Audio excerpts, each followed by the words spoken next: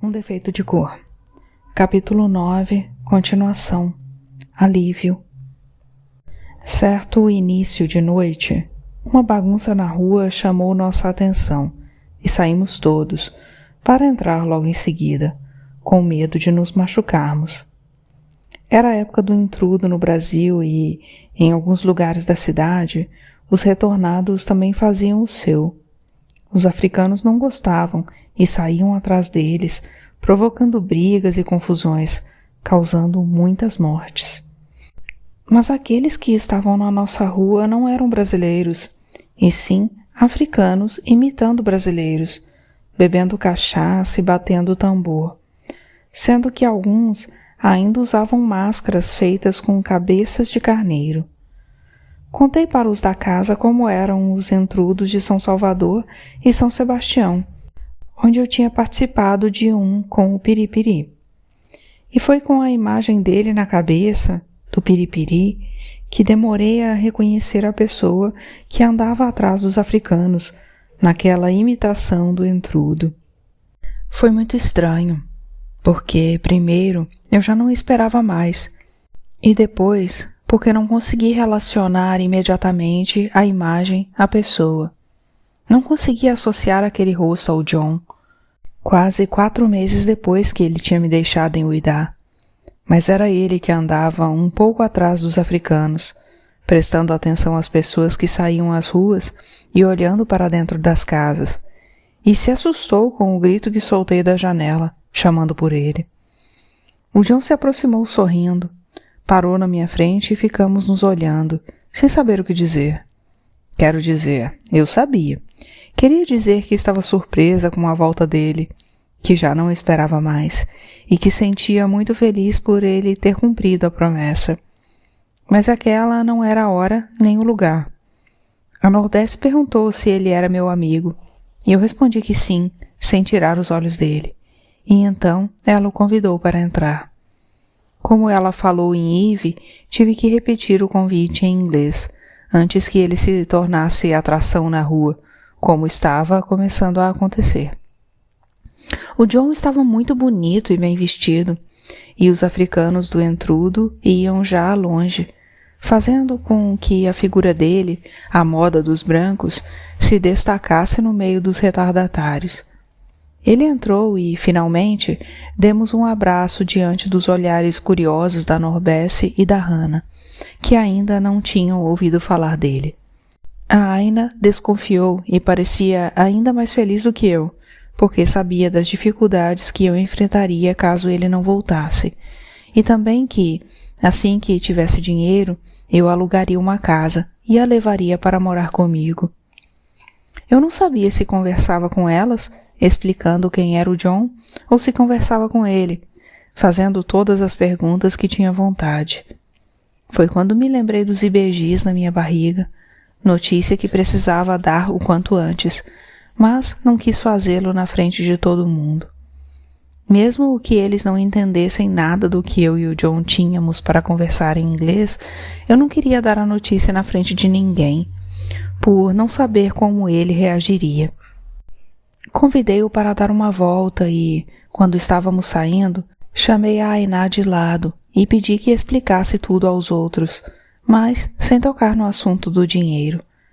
Caminhamos lado a lado, enquanto eu tinha vontade de pegar na mão dele, mas não tinha coragem, pois não sabia se ele de fato tinha voltado ou estava apenas de passagem, se tinha voltado por minha causa ou por causa do dinheiro.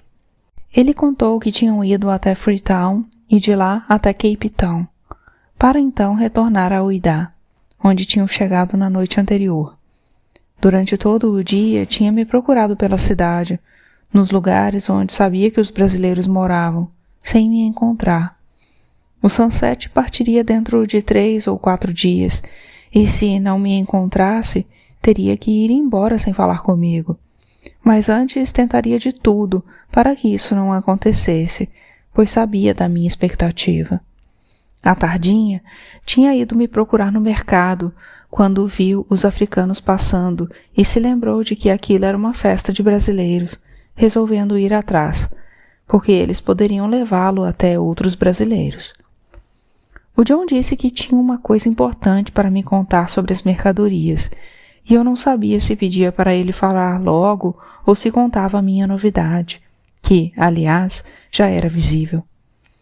Eu estava com a impressão de que ele já tinha olhado várias vezes para minha barriga, sem ter coragem de perguntar.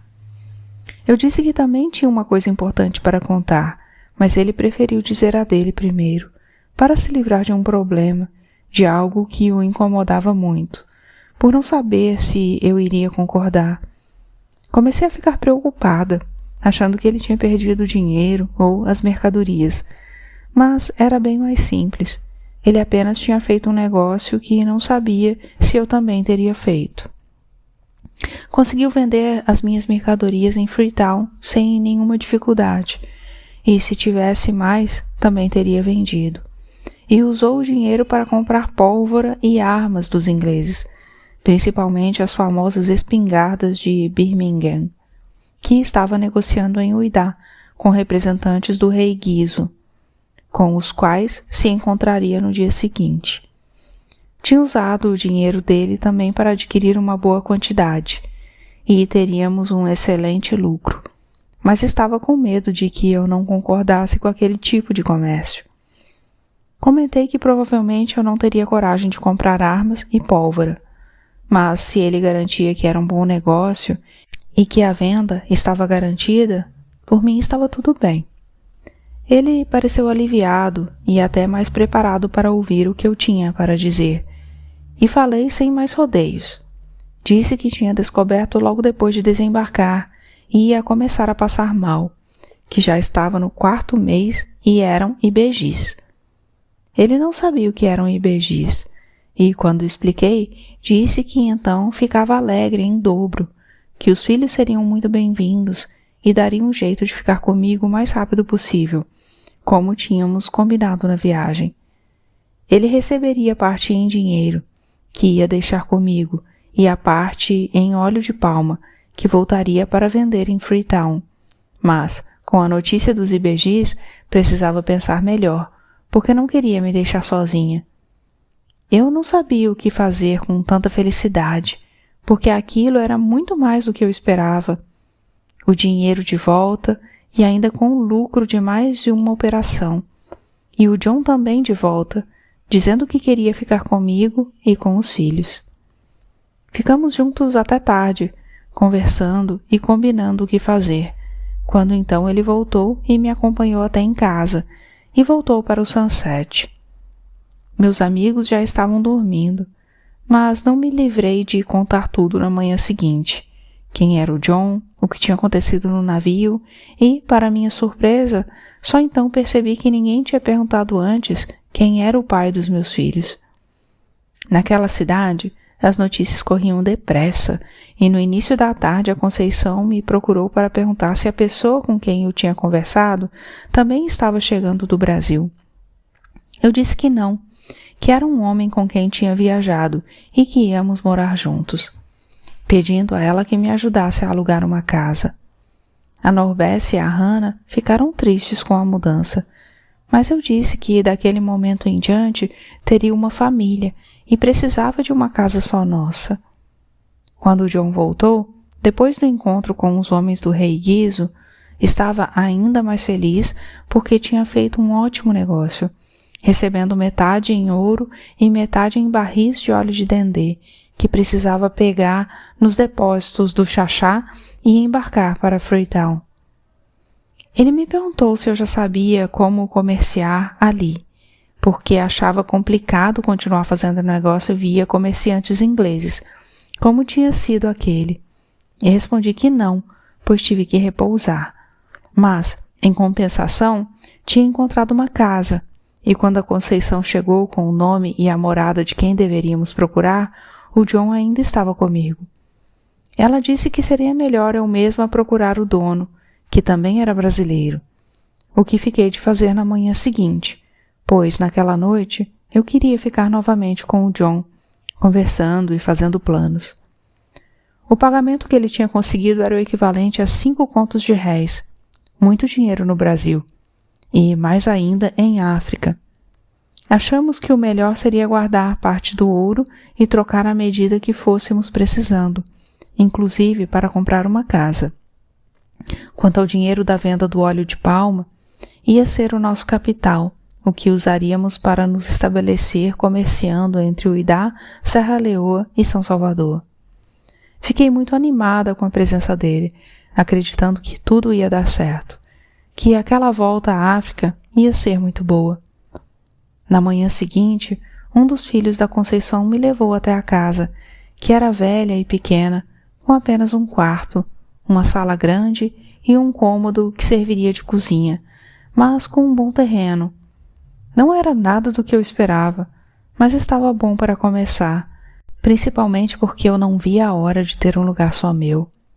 Fomos conversar com o dono, um velho brasileiro chamado Agenor, que tinha voltado havia mais de 10 anos, empregara todo o dinheiro na compra de casinhas e vivia dos aluguéis. Foi muito rápido fazer negócio com ele e, como adiantei 3 meses de pagamento, naquela mesma tarde a casa já estava disponível. Mas ainda não pude me mudar, pois algumas providências precisavam ser tomadas.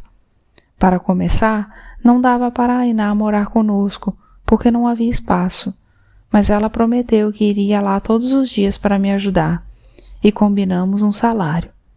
Quando o John viajasse, ela ficaria para dormir comigo, e, se quisesse, também poderia levar o Aderonque e o Adedayo. A Iná nunca tinha ganhado dinheiro só dela e ficou muito feliz, fazendo planos de um dia ter as filhas de volta, se fosse do gosto delas. O John não queria mais viajar, mas o convenci a seguir no Sunset até Freetown, pois estava me sentindo bem, o que foi confirmado pela Lyd Cumani.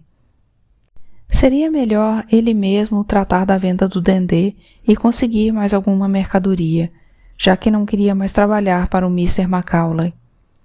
E sem aquela fonte de renda, precisaríamos ter uma boa reserva até conseguirmos contatos comerciais em Uidá. Dessas viagens, uma das coisas que eu mais gostava era quando o John voltava para casa, não só por causa da saudade, mas também porque sempre me levava lindos presentes, como caixas de música suíços, lenços de seda de Madrás e do Cantão, ou colares de marcacita.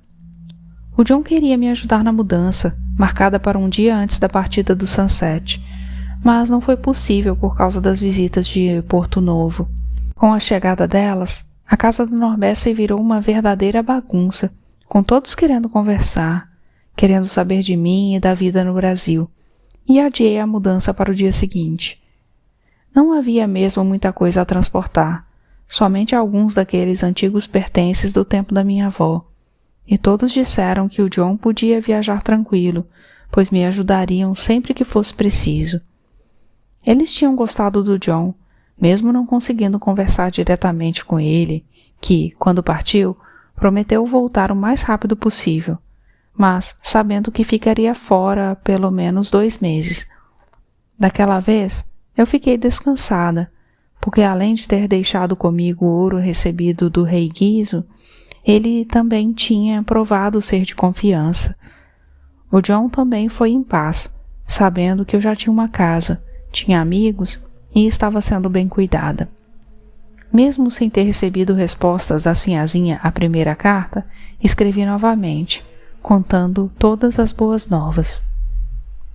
Brasileiros.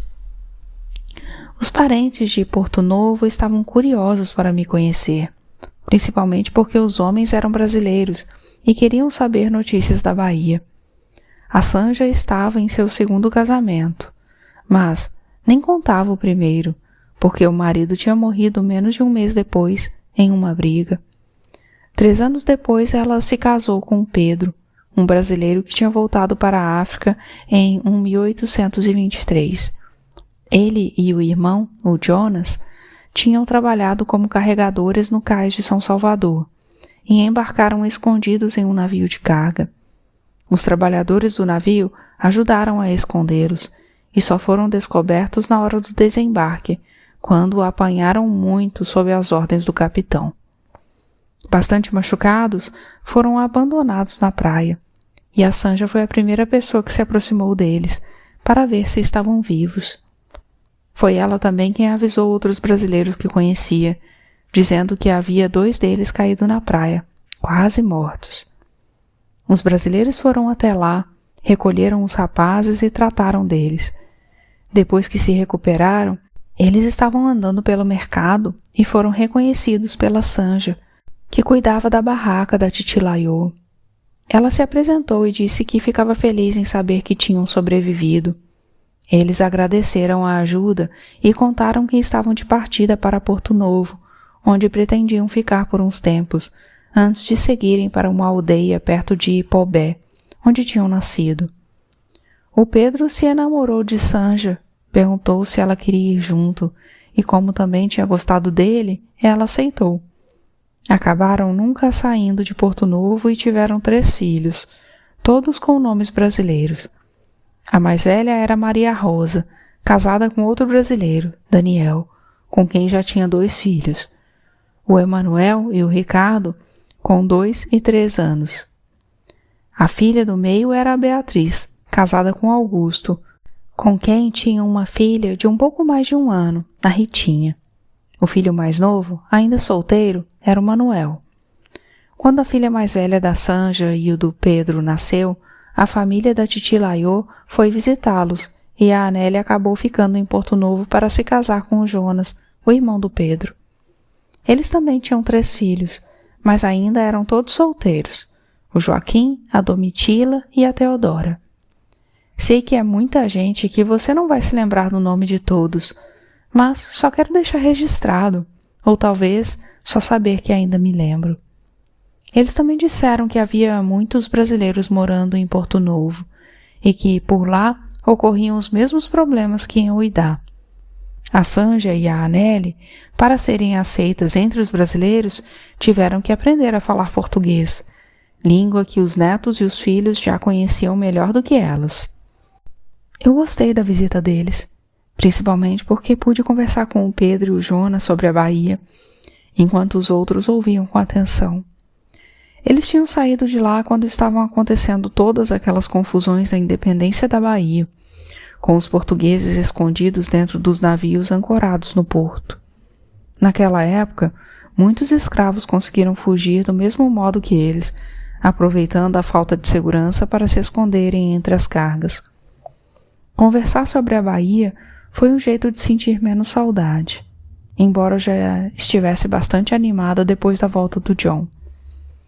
Na primeira noite depois da chegada deles, como a casa estava muito cheia, dividi o cômodo com a Ainá, a Hannah, a Norbesse, a Zari, a Sanja e a Aneli, e alguns homens tiveram que dormir no quintal, ao relento.